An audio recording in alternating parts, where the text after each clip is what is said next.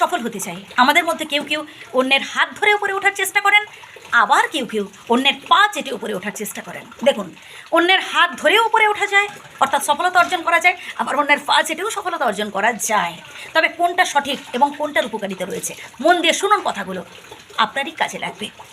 যখন আপনি অন্যের হাত ধরে উপরে উঠবেন, তখন দেখবেন সে সুখ আপনি ফিল করতে পারবেন, এবং সেখানে আপনার অহংকার, আপনার গর্ব যে না আমি পেরেছি, এবং আপনি আপনার হাতটা অন্য আরেকজনের দিকেও বাড়িয়ে দেবেন, যাতে করে সে আপনার হাত ধরে উপরে উঠতে পারে। কারণ এই পথটা হচ্ছে সত্য পথ, এটা সৎ পথ, এটা অন্যায় নয়। আর যখন আপনি অন্যের পা চেটে উপরে উঠবেন, হয়তো আপনি সফল হলেন, হতেও পারেন, সফলতা অর্জন করতে পারেন, না বলছি না, কিন্তু সেখানে আপনার প্রমাণ হবে আপনি দাস, অন্যের পা চেটে আপনি সফল হয়েছেন।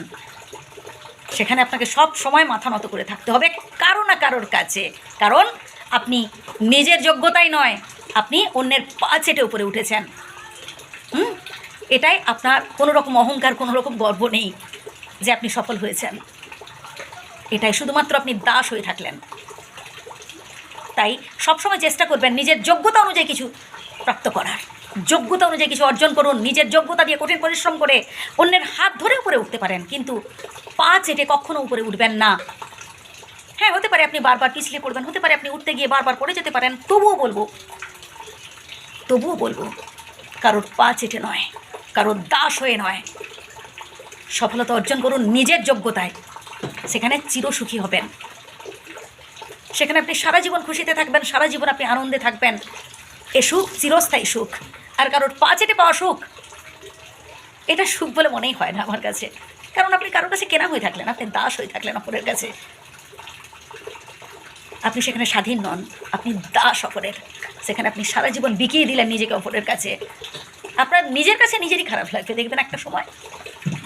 তাই যোগ্যতা অর্জন করুন, কঠিন পরিশ্রম করুন, স্ট্রাগল করুন।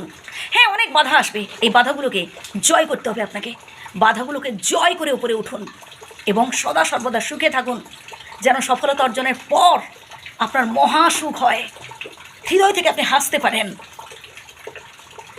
মাথা নত করে নয়, মাথা উঁচু করে দাঁড়াতে পারেন। এবং এর জন্য দরকার নিজের উপর বিশ্বাস এবং ঈশ্বরের প্রতি আস্থা, ভরসা। এই দুটো জিনিস যদি আপনার মধ্যে থাকে না, দেখবেন আপনার কারোর পা চাটার প্রয়োজন হবে না, আপনি নিজেই সফল হতে পারবেন নিজের যোগ্যতায়। একদম বাস্তব বলছি ভাই, নিজের যোগ্যতায় আপনি সফলতা অর্জন করতে পারবেন। এই দুটো জিনিস রাখতে হবে। নাম্বার 1, ঈশ্বরের উপর ভরসা রাখতে হবে যে হ্যাঁ ঈশ্বর আছেন, ব্যাস একজনকে আমার সাথে আছেন, আর তিনি হলেন সর্বশক্তিমান ঈশ্বর। এবং নিজের ওপর বিশ্বাস, হ্যাঁ আমি করতে পারবো, এই বিশ্বাসটা রাখুন। ভালো থাকবেন সবাই, আমার প্রণাম নেবেন।